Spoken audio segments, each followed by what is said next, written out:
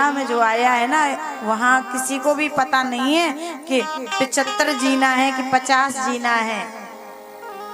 आजकल तो छोटे छोटे बच्चों का भी पता नहीं पड़ता है कि कब उन्हें अटैक आया और कब चल दिए।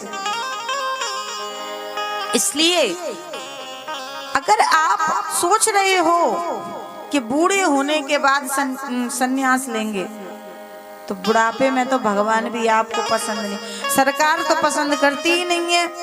60 वर्ष के बाद आपको रिटायरमेंट का पकड़ा देती है सर्टिफिकेट। फिर बताइए भगवान आपको कैसे बुढ़ापे में पसंद करेंगे, जब आप परमात्मा के कार्य के मतलब के ही नहीं रहे। जब हम छोटे थे, अपना अनुभव बताते, 10 साल के जिस इस कार्य में लगे, तब हमारे विद्यालय में ले लीजिए या हम जिस कार्य क्षेत्र में निकलते वहां ले लीजिए, सब हमको देख करके हंसते थे। क्या ये उम्र है भजन करने की? क्या ये उम्र है कथा करने की? क्या ये ऐसा करने की उम्र है? लेकिन जो परमात्मा के यहाँ से जो बन के आया है, तैयार होके आया है, उसे क्या ये संसार फंसा सकता है? कभी नहीं। उस उम्र में हमने बहुत अच्छे से गैलप किया, बहुत मेहनत की, बहुत अच्छा ध्यान किया, तपस्या की, साधना की, और वही तपस्या साधना हमारे आने वाले समय में काम आएगी। लेकिन अगर हम सोच दे कि जब हम संसार का सुख भोग लेंगे तब जाकर भगवान का नाम लेंगे, तब तक तो ये सृष्टि ही प्रलय की ओर चली जाएगी।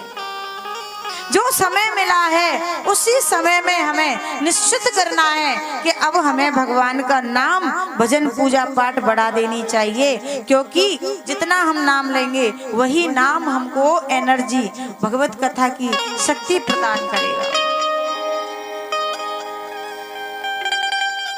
इसलिए आप जब बगीचे में जाएंगे भगवान पर पुष्प चढ़ाने के लिए, तो बगीचे में से भी आप कैसा फूल देखेंगे? जल्दी बताइए। जब आप बगीचे में जाएंगे तो मुरझाया हुआ फूल पसंद करेंगे या ताजा ताजा फूल देखेंगे?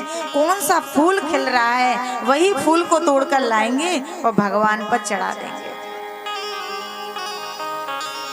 लेकिन आप तो ये सोच रहे हैं, हम तो ये सोच रहे हैं कि हम भगवान पर बुढ़ापे में चढ़ेंगे, जब हमारी आंखों से कुछ दिखाई नहीं देगा, आंखों से दिखाई नहीं देगा, कान से सुनाई नहीं देगा, मुंह से कुछ बोल नहीं पाएंगे, तब भजन करेंगे। तब भगवान भी कहेंगे कि जा तू सारी जवानी संसार में लुटा के आया है, अब तू मेरे पास आया जब किसी मतलब का नहीं रहा। इसलिए भगवान के लिए भी थोड़ा सा समय निकाल लेना चाहिए।